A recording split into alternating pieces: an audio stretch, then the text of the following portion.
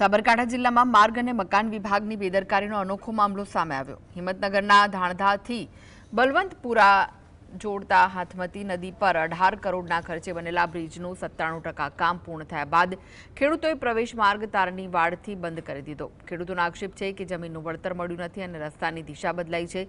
વિભાગ અને નગરપાલિકા એકબીજા પર દોષારોપણ કરતા સ્થાનિકોમાં રોષ ફાટી નીકળ્યો છે।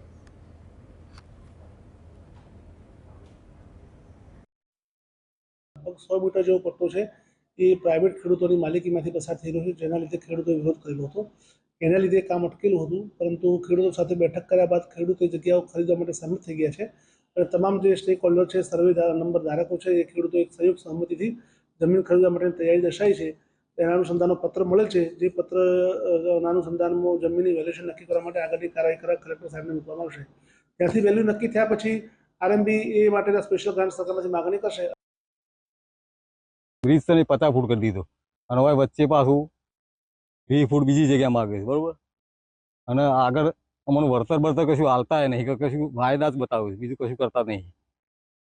2-3 મીટિંગો કરી અહીંયા એ સાહેબો બધા આવીને જોઈ, પણ કોઈ માથે લેતા નહીં, કોઈ માથે નહીં લેતા। એમ નથી આરએમડી વાળા લેતા કે નથી નગરપાલિકા વાળા લેતા। અમારે કરવાનું શું કને કેવું? તમે શું કર્યું પછી? કશું કર્યું નહીં, અમે આ વાળ બંધ કરી દીધું હોય।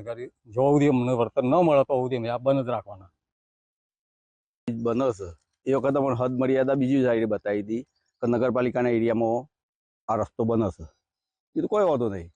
પાછળથી આ લોકોએ રસ્તો બદલ્યો અને નવા ગ્રામ પંચાયતના એ માળામાં લાવ્યા અને એમાં 3 સર્વે નંબરો કપાય છે।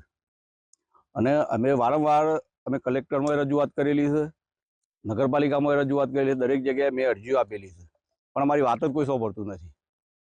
પાછું વરીને એના પછી અમે તો માર્ગ મકાન વિભાગમાં કહ્યું કે સાહેબ તમે અમારા અહીંયા વળતર તો તમે આલ્યું